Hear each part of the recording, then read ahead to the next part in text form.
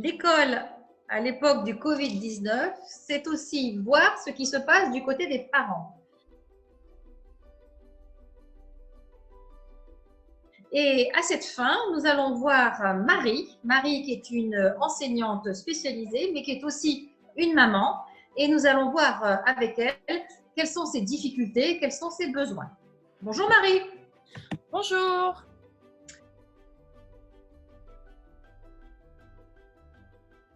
Alors, tu as 2 enfants. Quel âge ont-ils? Alors, j'ai une fille qui a 8 ans qui est en CE2 et un garçon qui a 11 ans en CM2. Alors, comment ça se passe l'école à la maison?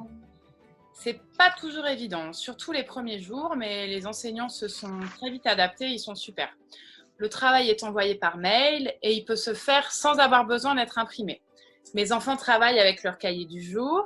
Le maître de ma fille a créé un bureau virtuel. Elle adore ça parce qu'il peut interagir en direct avec elle. Donc depuis, elle travaille beaucoup plus volontiers. Mon fils, lui, a expérimenté cette semaine la classe virtuelle. Il a beaucoup aimé. La maîtresse est fantastique. Elle a même envoyé une vidéo la semaine dernière où elle se filme en train de faire des gâteaux irlandais. Je leur ai créé une boîte mail. Du coup, mon fils envoie son journal de confinement directement à la maîtresse plutôt que de le mettre sur un cahier. Je voudrais dire merci aux enseignants qui jouent vraiment le jeu avec brio. Est-ce que toi, tu télétravailles en même temps? Oui, mais j'ai la chance de pouvoir m'organiser comme je le souhaite. Je travaille quand mes enfants sont en temps libre. Comme ça, pendant le temps de l'école à la maison, je suis vraiment disponible et pleinement présente pour eux. Nous en sommes à la 3e semaine de confinement.